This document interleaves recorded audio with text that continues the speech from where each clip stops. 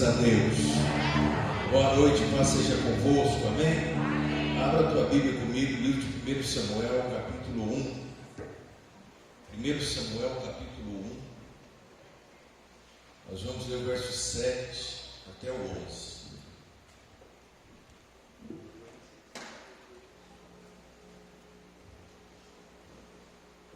1 Samuel, capítulo 1, verso 7 até o 11. Quem encontrou, diga amém. Diz assim o texto: E assim o fazia ele, de ano em ano, e todas as vezes que Ana subia à casa do Senhor, a outra irritada, pelo que não chorava e não comia. Então Eucana, seu marido, lhe disse: Ana, por que choras? E por que não comes? E por que está de coração triste? Não te sou eu melhor do que 10 filhos? Após terem comido e bebido em Siló, estando Eli o sacerdote assentado numa cadeira, junto ao pilar do templo do Senhor, levantou-se Ana e com amargura de alma orou ao Senhor e chorou abundantemente. E fez um voto dizendo: Senhor dos exércitos, se benignamente atentares para a aflição da tua serva, e de mim te lembrares e da tua serva não te esqueceres, e lhe deres um varão ao Senhor, te darei por todos os dias da tua vida, e sobre a sua cabeça não passará navalha. Meu Deus e meu Pai, eu te peço que neste momento, diante da tua palavra, possamos ser alcançados agora por uma palavra que possa tocar no nosso coração, venha edificar a cada um dos teus filhos, e que toda ação contrária, seja ela de origem humana, emocional ou espiritual, ou até mesmo, ó Deus, alguma ação do inferno contra este lugar, contra as nossas vidas, que possa agora perder força, ser neutralizado no poder do nome de Jesus Cristo, e que a tua graça venha agora manifestando em cada coração e nos abençoe nessa noite, em nome de Jesus. Amém. Pode se sentar nos seus lugares, em nome de Jesus. Querido, uma história muito conhecida, a história de Ana, que por vezes já até falamos, mas a história conta como que o povo de Israel estava saindo de um momento, de uma maneira de existir. Eles estavam vivendo agora um novo tempo, e agora ia se levantar o maior de todos os juízes da nação de Israel, um líder que estaria direcionando o povo para um momento assim que o povo passaria a ter um rei. Mas a coisa não aconteceu de qualquer forma. Na realidade, a história desse juiz chamado Samuel, que ganha até o nome do livro que nós acabamos de ler, ele nasceu como um milagre. Na realidade, o ventre de onde ele veio era um ventre infrutífero, não era fértil. A mãe de Samuel não podia gerar filhos. Sua mãe chamava-se Ana, e Ana, ela era esposa de Eucana, um homem que, ao costume da época, não que isso era talvez a vontade de Deus, mas ali ele tinha 2 esposas. E alguém vai dizer: pastor, mas como isso é permitido? Se você ver Jesus ensinando, quando é perguntado para ele a respeito do divórcio, Jesus diz assim: não foi assim desde o início, não foi assim que Deus criou. Então a maneira de nós entendermos, quando nós lemos a Sagrada Escritura, não é ler os fatos em si. Você vai ver que Davi adulterou, porém ele era chamado homem segundo o coração de Deus. Isso não significa que Deus aprovava o adultério.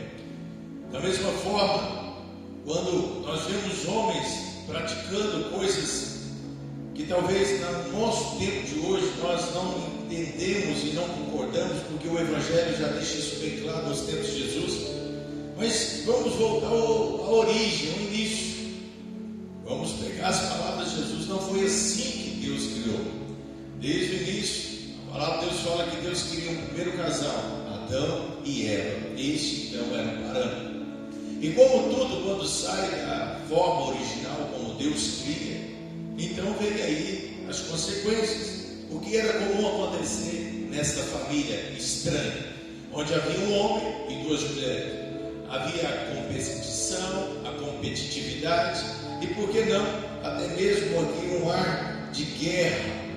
E isso acontecia numa questão muito crucial para as mulheres e no tempo em que elas viviam, porque as mulheres eram entendidas, eram caracterizadas principalmente nesses momentos como pessoas que estavam ali simplesmente para gerar filhos, para garantir a procriação.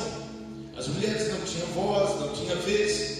Então, se a mulher não conseguia cumprir talvez aquilo que na época era entendido como a principal missão, havia uma frustração, havia uma dor muito grande. E era o caso de Ana. Ana, apesar de ser amada pelo seu esposo, não conseguia cumprir a sua missão. E talvez eu e você possamos nos identificar com Ana, quando a gente quer muito algo e a gente não consegue corresponder à expectativa geral.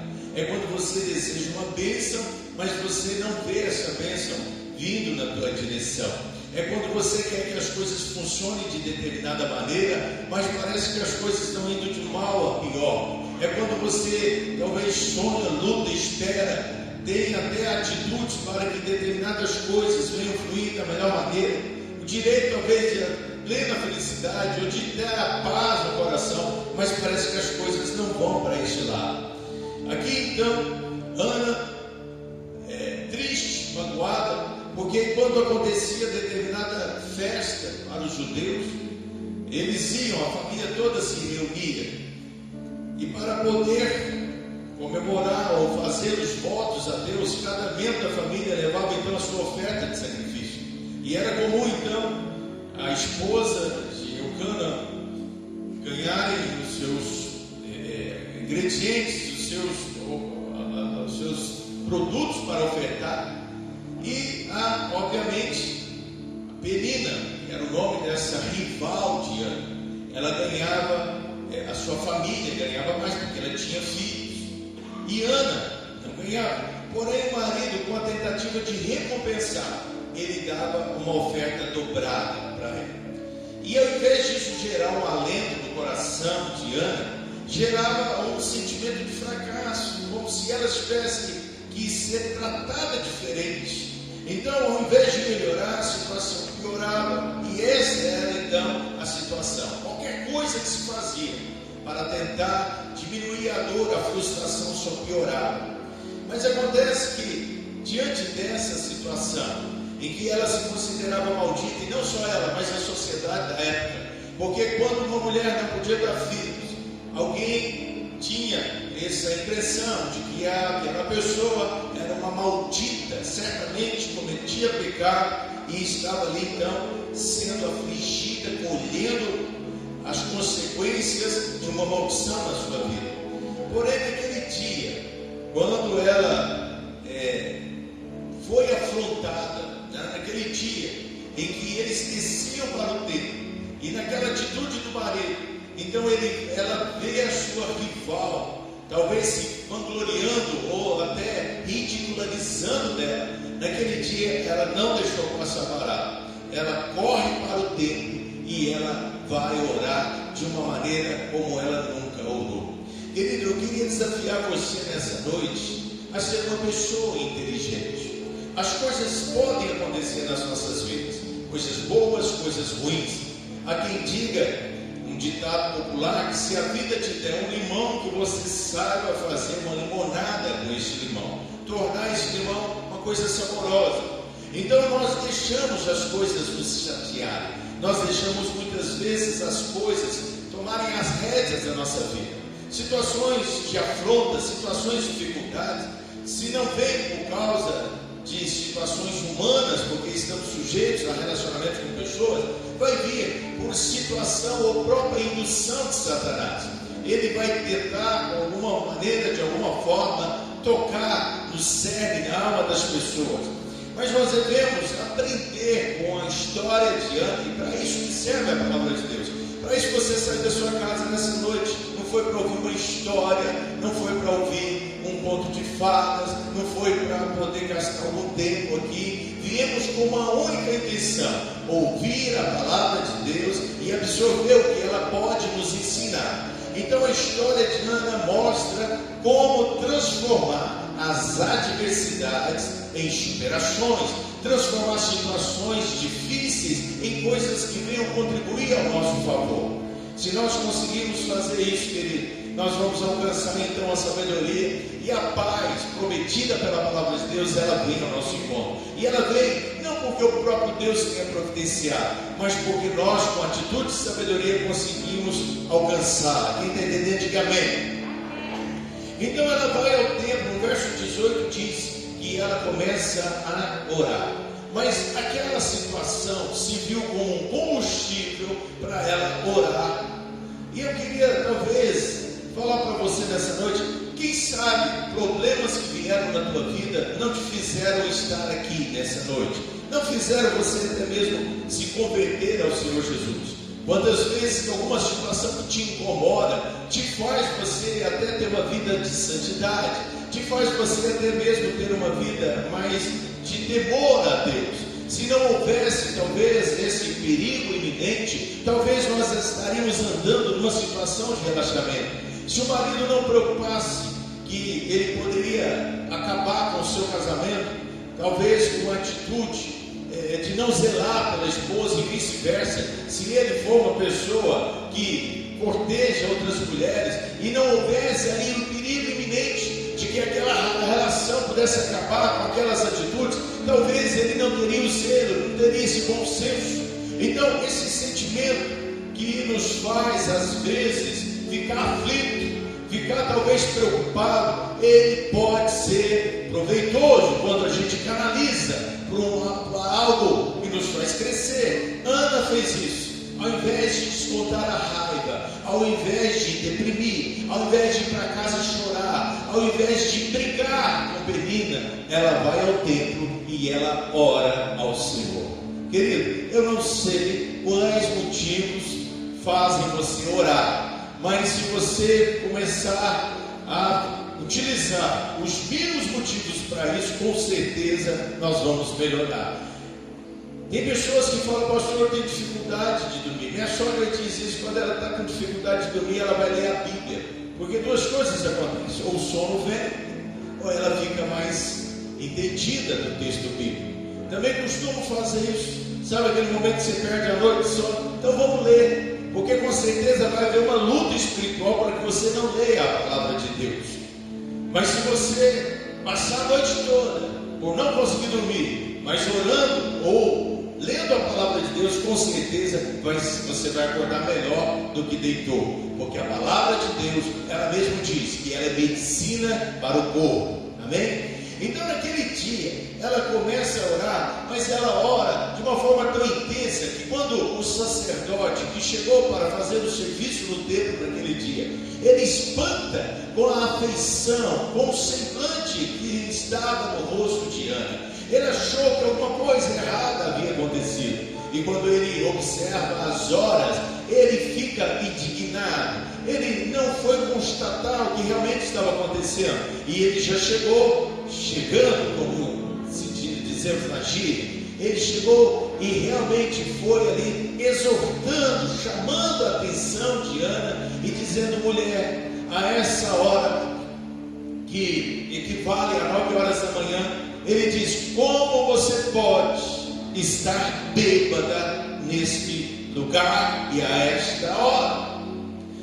Ana poderia ficar mais deprimida nessa hora. Sabe aquele dia que o mar não dá para peixe? Sabe aquele dia que você acha que você jogou pedra na cruz? Quando vem uma sucessão de fatos que vem para talvez te destruir. Talvez aqueles dias como Jó, que vem uma sucessão de notícias ruins. E talvez nessa hora o inferno esteja apostando e dizendo: agora ele desanima, agora ele abandona Deus, agora ele desiste da fé, agora ele amaldiçoa Deus e morre. E talvez seja essa a expectativa do inferno a nosso respeito, e talvez fosse essa a expectativa a respeito de Ana. Mas ao invés disso, ela humildemente se submete e ela diz: não, meu Senhor, a tua serva aflita de alma. Eu estou triste, eu estou mal, eu estou com dor no espírito e na alma.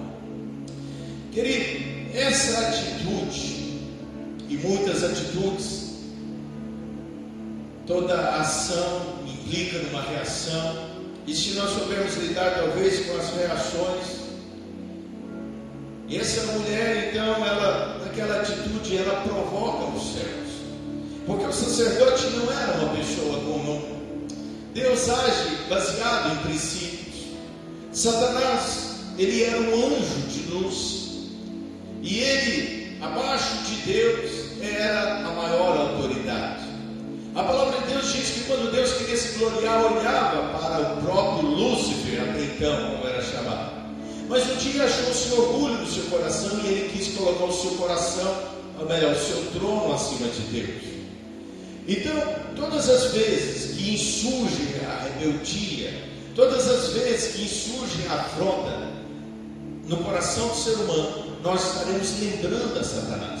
Em todos os textos da Sagrada Escritura, nós vamos ver que Deus é implacável com esse tipo de atitude.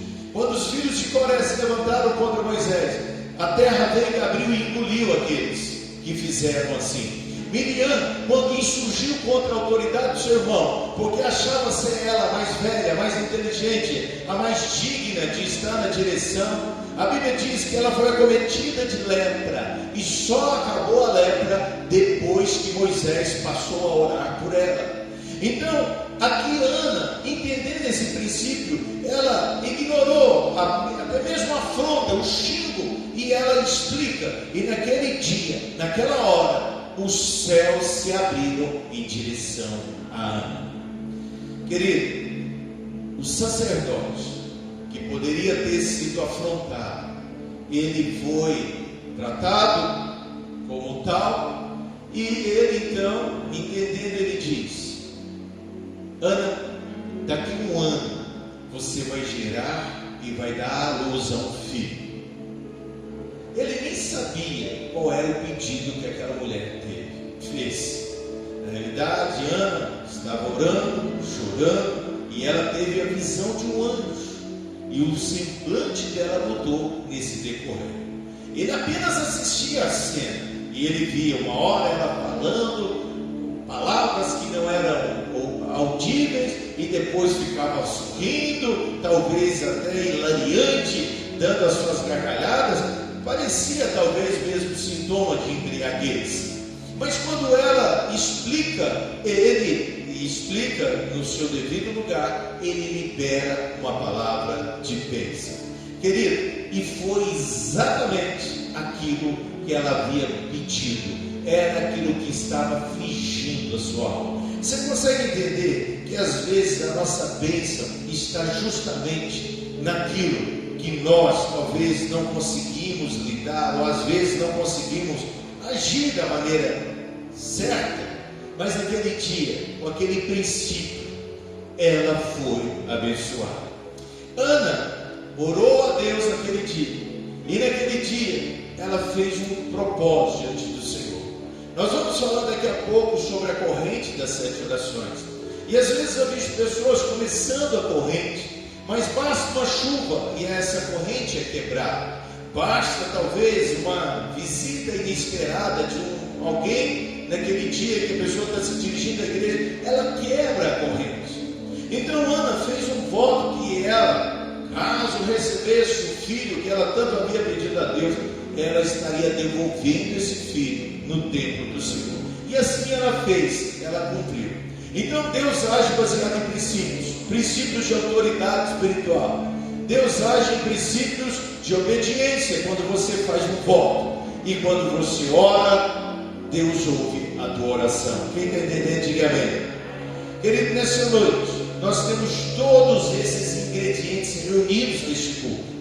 Você tem a oportunidade de participar de uma corrente das 7 orações, e o termo corrente fala de voto, e oração fala da oração que Ana fez. E eu quero ir mais além.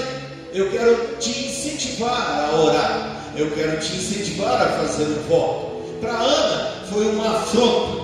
Para Ana seu ventre e não ver uma criança dentro dele. Eu não sei o que é que vai servir de motivação para você nessa noite, mas eu tenho certeza que você vai conseguir encontrar alguma aí. Pior do que está, não pode ficar. E eu tenho certeza que pode trazer na tua memória aí agora um momento de vergonha, um momento de dor, um momento talvez de frustração, de decepção, que talvez aquilo que você tanto espera, tanto sonhou, não chegou, não aconteceu. A palavra de Deus promete no livro de Salmos que Deus tem reservado para cada um de nós, para cada momento de vergonha, dupla honra. Diga comigo, dupla honra. Você acredita que Deus tem dupla honra para a tua vida? Então, se eu acredito nisso, você também acredita nisso, que você seja motivado a ir para o trono de Deus nessa noite em forma de oração, que você possa vir comigo, não participar de uma coisa mecânica, mas que você possa, como ela, seja intensa na tua busca, que ao orarmos, ao dirigirmos a nossa busca ao Senhor, que possamos confundir também Satanás, que possamos confundir aqueles que assistem, que as pessoas não entendam o que está acontecendo. O que para muitos vai parecer embriaguez, para nós vai ser encontro com Deus, vai ser momento de vitória, vai ser momento que os céus estão se abrindo em direção da nossa vida. Querido, quero desafiar você a fazer como Ana fez, e no final, a coisa mais importante, ela faz o voto, mas ela cumpre. Sabe, desejar ter um filho, eu acredito que seja uma coisa muito natural para a maioria das mães, para a maioria das mulheres. E depois que o filho vem e você pega amor, né? O filho, ele é parte da mãe, há uma simbiose ali. Durante pelo menos 9 meses, aquela criança faz parte do corpo da mãe, divide a alimentação, divide o próprio organismo. E depois, quando nasce, a criança continua sentindo o cheiro da mãe. Se a criança está chorando, quando é aproximada do colo da mãe, ela sente algo familiar, porque foi de lá que ela veio. Então, é um contato muito íntimo, que não acaba nem mesmo depois da concepção. E olha, mas Ana, depois do tempo que ela cuida, depois do tempo que ela amamenta, ela tem a coragem, por mais dolorosa que seja, de cumprir um voto, ela leva aquela criança até o templo para ser cuidada por aquele mesmo sacerdote que talvez não a entendeu e colocou sobre a sua tutela o menino Samuel, para que crescesse ali no templo, para que pudesse ser direcionado. Ele então é cuidado ali pelo sacerdote Eli. Eli não era lá grandes coisas, mas era a autoridade que Deus havia constituído. E Samuel se tornou um dos maiores juízes da nação de Israel, justamente por ter essa manjedoura, esse berço, essa estrutura familiar, esse princípio desde a sua concepção, nascimento até a sua infância, e dali para frente foi por conta de Samuel. Querido, Ana não ficou só. Nós todos sabemos a história que Deus abriu e inaugurou. Samuel foi aquele que inaugurou a madre, ele inaugurou o ventre da sua mãe. Vieram outros filhos, e Ana então teve outros filhos, e não significa que ela não tivesse a presença de Samuel. Samuel é aquele que era uma celebridade da nação de Israel. Então ele com certeza visitava as mães, e ela era talvez a sua maior fã, né? Este é o meu filho. Então as bênçãos que nós queremos, elas podem ser maiores do que aquilo que nós até mesmo sonhamos, desde que a gente caminhe pelo princípio ensinado pelas Sagradas Escrituras.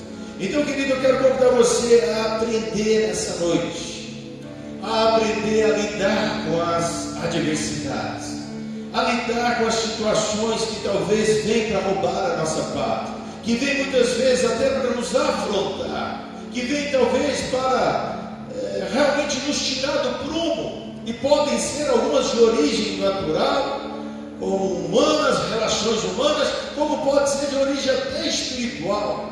mas que saibamos fazer disso um trampolim para nos aproximarmos mais de Deus, para nos aproximarmos mais do Senhor. Quero convidar você nessa noite a colocar teu coração diante do Senhor. Quero convidar você a ficar de pé, colocar a tua mão sobre o teu coração e fazer uma oração a Deus agora. Aquilo que tiver talvez afligindo a tua alma, aquilo que tiver talvez roubando a tua paz, aquilo que tiver talvez tentando matar a tua fé, você vai usar agora de motivação para orar e buscar a Deus e falar com o Senhor. Feche seus olhos, abre o teu coração, fala com o Senhor agora. Creia que quando você ora ao Senhor, que quando você busca Deus, há uma resposta que sai do trono de Deus em direção à nossa vida. Fala com o Senhor agora.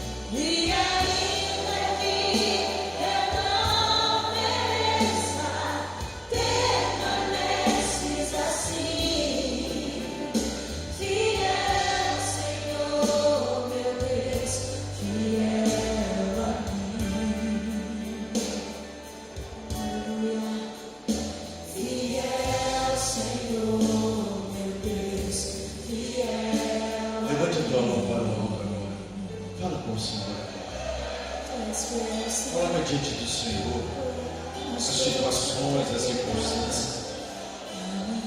Coloca diante do Senhor aquilo que dói, aquilo que contraria, aquilo que prejudica. Esteja disposto a ofertar a tua vida, ofertar até mesmo as bênçãos que você vai receber. Pela fé declara: meu Deus, eu sei que o Senhor vai me dar. Quero te ofertar que é aquilo que eu não tenho, aquilo que eu vou receber. Mas por enquanto eu estou aqui, Senhor, com o meu corpo, alma e espírito, com a minha atenção, com a minha dedicação, com o meu coração. Estou aqui, Senhor, colocando a minha vida diante do Senhor, rasgando o meu coração. Deus, está tudo diante de Ti, porque eu creio na provisão que vem do Senhor. Ao invés de desesperar, ao invés de sair gritando, correndo por este mundo, eu venho até os Teus pés, Senhor, nessa noite. Coloco diante do Senhor, diante daquele que é fiel, daquele que é poderoso, diante daquele que pode fazer infinitamente mais aquilo que eu peço, aquilo que eu sonho. Meu Deus e meu Pai, toma conta de cada vida agora, toma conta de cada coração que está aqui nessa noite. meu Deus, meu Pai, que todos agora possam ter uma experiência sobrenatural do Senhor, do mesmo jeito que Ana foi visitada naquele dia pelo anjo do Senhor, e o seu semblante mudou, a sua afeição mudou, por causa da sua experiência. Meu Deus e meu Pai, que cada um possa ter uma experiência com o Senhor. Eu quero agora toda barreira, toda incredulidade, tudo aquilo que atrapalha de sentirmos a presença do Senhor, toda arrogância, toda indiferença, toda incredulidade, todo pecado, todo medo. Meu Deus e meu Pai, nós repreendemos em nome de Jesus, e eu te peço, manifeste agora ao teu povo, à tua igreja, em nome de Jesus. Oh Senhor, que possamos declarar que um Deus de poder, um Deus de fidelidade, um Deus que honra aqueles que vão até Ele. Oh Deus, tem nos visitado e tem nos abençoado, meu Deus e meu Pai, que possamos também ter a nossa história para contar, a nossa experiência com o Senhor. Meu Deus, aprendemos com Ana nessa noite, e nos dê essa graça, nos dê essa habilidade, meu Deus, para agirmos em nome de Jesus e superarmos as adversidades, as dificuldades, as esterilidades da vida. Em nome de Jesus Cristo, eu quero declarar, oh Pai, uma vida frutífera, áreas da vida de cada um, meu Deus, que talvez não tenha essa bênção, não tenha, meu Deus, esse fluir, e nesta noite, meu Deus e meu Pai, seja visitado agora pela mesma unção, pelo mesmo anjo que visitou Ana e fez com que não só ela, mas toda a nação de Israel fosse abençoada. Eu creio que a tua bênção é superabundante para as nossas vidas, para a tua igreja, para esta cidade, em nome de Jesus. Quem crê nisso, diga amém e aplauda o Senhor Jesus. Aplauda e glorifica o Senhor. Aplauda bem forte ao Senhor. Glória a Deus. Pode se sentar no seu lugar, queridos.